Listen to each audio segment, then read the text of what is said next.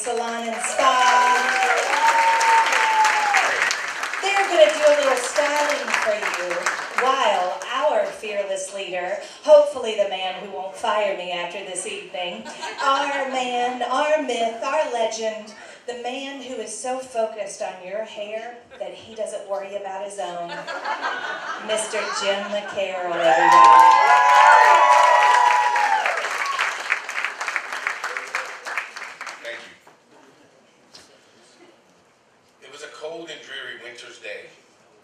Scotland, not to be confused by a cold and dreary summer's day in Glasgow, Scotland. These are quite similar.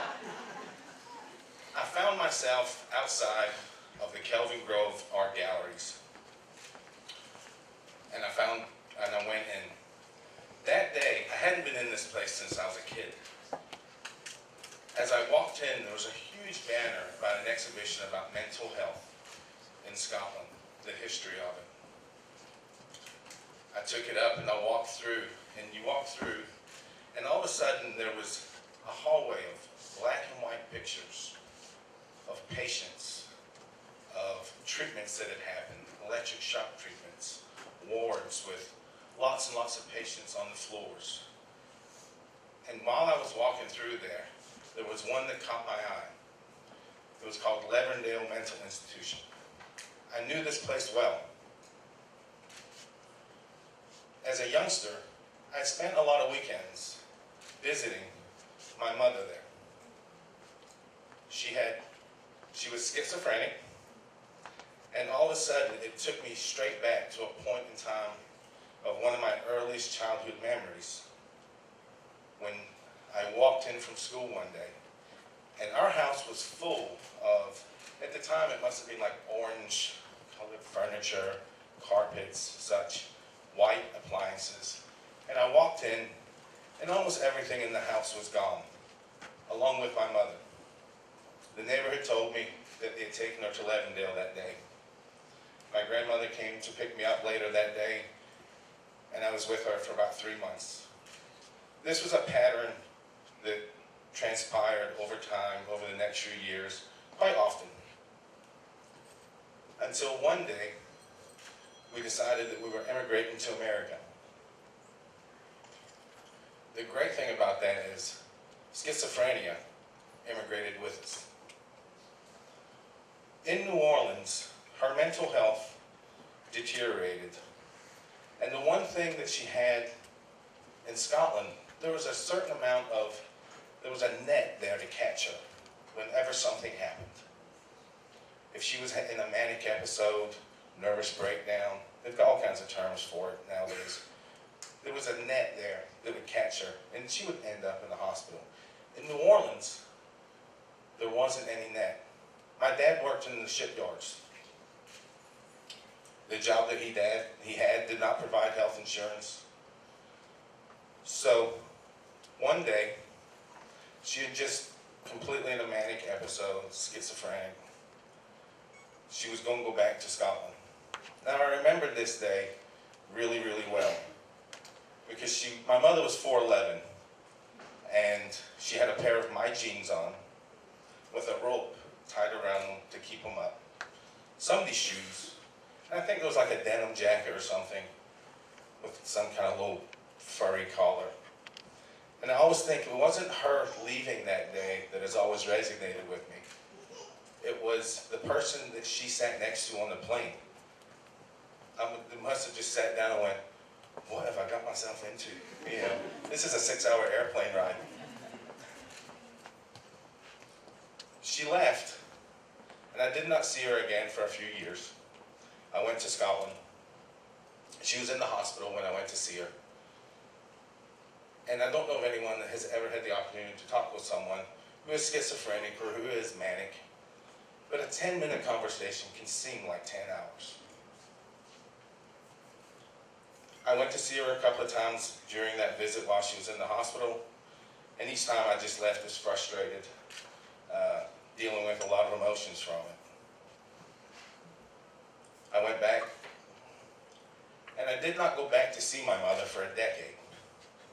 I would get the odd letter. The one thing that she did do, though, for some reason, I received the Sunday newspapers every week for years. She just kept me up to date on what was going on in Scotland.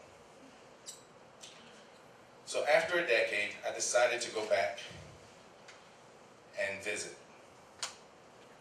It was, she had not seen me, she hadn't seen pictures of me, I hadn't seen pictures of her. But she lived on this little street in Glasgow called Firhill Street. It was a great street. There was a football stadium, soccer stadium at one end. There was a big main road at the other. The main road was full of shops and some great pubs. That day I took the bus up to Maryhill, jumped off the bus and was walking up her street. But I noticed in front of me, she was walking up the street. Even from not really seeing my mother for 15 odd years, you know your parents when they're walking down the street from behind. So I walked up behind her, and for some reason, at this point in life, I started to call her Annie. Something had changed. And I walked up behind her and I went, Annie! And she turned around, and she looked at me and she went, who are you? And I said, it's Jim. And she's like, my God, what happened to your hair? I ask myself that same question every day. So we walked up the street together, and she had a little flat, a couple of flights up. We walked up to her house. Now, I know my mother was the original Marie Kondo. She was the original minimalist. Because you walked into this flat, and it was tiny. It wasn't even much bigger than this. Upon walking in it, all she had, there was a sofa here, a chair here, a bed that sat over here. This was all in one room. Little kitchen. She always had a kettle on the stove. And she looked at me and she just went, do you want a cup of tea? I was like, sure. She put the kettle on. We sat down and had a cup of tea. Now my mother rolled her own cigarettes. So she sat there and rolled her own cigarettes. And if you looked at her hands, they were stained yellow from nicotine over the years. You know, the years had been hard on her. The only clothes that she owned was the clothes on her back. Time had really taken its toll. Most of her teeth were gone. I think she had one or two. But we sat there, and all of a sudden, we had this conversation that she had been abducted by aliens and raped and taken away in a spaceship. Again, this is one of these conversations. It was 10 minutes. It probably seemed 10 hours to me. So I hung out, and I got up, and I left. And I walked down the street. The great thing about this street, again, there's some great pubs down the road. I wandered in and had a few pints. And I sat there, thinking about just what went on. And all of a sudden, something changed. I had sat most of my life, and most of my adult life now, arguing with my mother about events she truly believed happened. And I sat there and tried to tell her they did not happen. In her world, they truly did happen. I sat there, and from that day on, I decided whenever I sat there and talked to her, I was not going to talk about that did not happen. I opened up the conversation. Tell me more about it. all of a sudden, those 10-hour conversations didn't seem so long. Over the next few years, I traveled back and forth to Scotland, usually at Christmas, and I would see her. Things changed. You didn't have to mail things. She discovered international collect calling. And I don't know if anyone is familiar with international collect calling. But back in the 90s, myself and AT&T had a great relationship. They sent me huge bills, and I sent them huge checks. But it was good. There was times she would call, and she was petrified. And there was times she would call, and she was happy. And there was times she would call, and she was just crazy. But I enjoyed them. Now,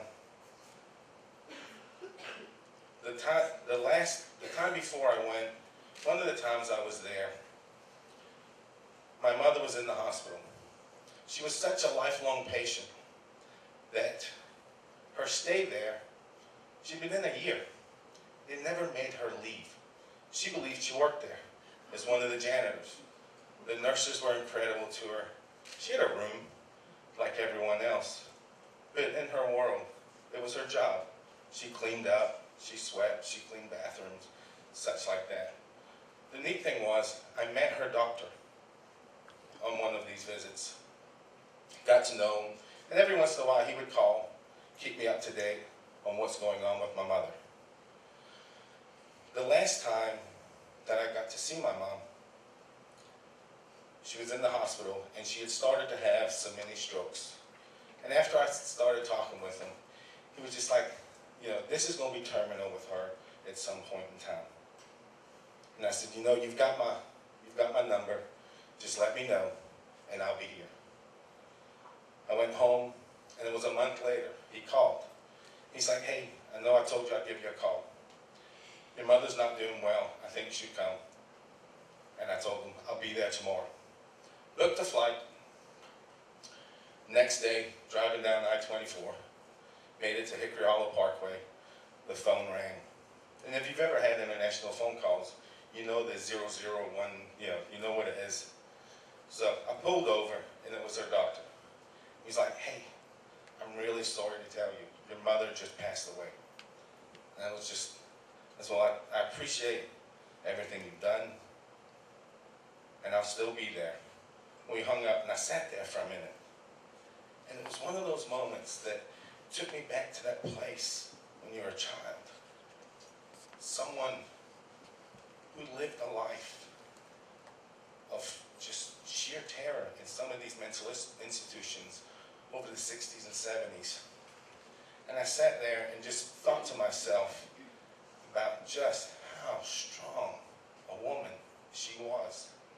And I am so grateful for the years that I had with her when I wasn't arguing with her, and I was just listening to her story. So at the end of it, she lived a life that no one here could ever imagine.